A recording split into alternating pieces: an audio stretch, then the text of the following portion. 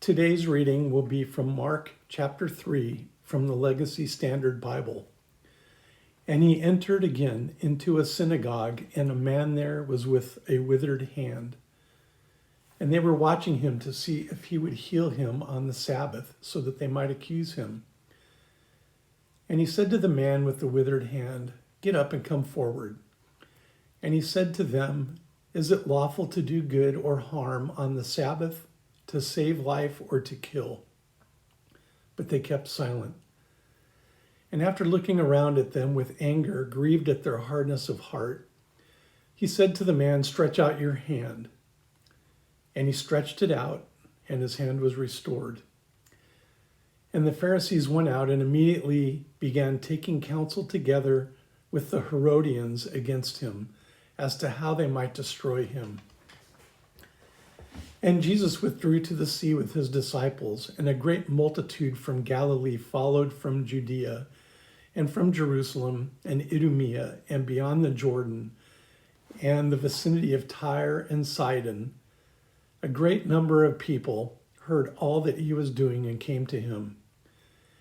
And he told his disciples that a boat should stand ready for him because of the crowd, so that they would not crowd him. For he had healed many, with the result that all those who had afflictions pressed around him in order to touch him. And whenever the unclean spirits were seeing him, they would fall down before him and cry out, saying, "You are the Son of God." And he earnestly warned them not to tell who he was. And he went up on the mountain and summoned those whom he himself wanted, and they came to him.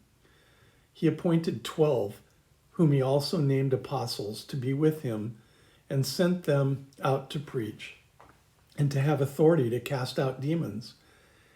And he appointed the 12, Simon, to whom he gave the name Peter, and James, the son of Zebedee, and John, the brother of James. To them he gave the name Boanerges, which means sons of thunder, and Andrew and Philip and Bartholomew and Matthew and Thomas and James, the son of Alphaeus, and Thaddeus and Simon the Zealot, and Judas Iscariot, who also betrayed him. He came home, and the crowd gathered again, so that they could not even eat a meal. And when his own people heard this, they went out to take custody of him, for they were saying, "He has lost his senses." And the scribes who came down from Jerusalem were saying, "He is possessed by Beelzebub, and he casts out demons by the ruler of demons." And he called them to himself and began speaking to them in parables. "How can Satan cast out Satan? And if a kingdom is divided against itself, that kingdom cannot stand. And if a house is divided against itself, that house will not be able to stand.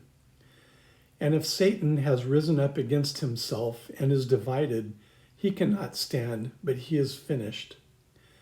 But no one can enter the strong man's house and plunder his property unless he first binds the strong man, and then he will plunder his house. Truly, truly, I say to you, all sins shall be forgiven the sons of men, and whatever blasphemies they utter. But whoever blasphemes against the Holy Spirit never has forgiveness, but is guilty of an eternal sin, because they were saying he has an unclean spirit.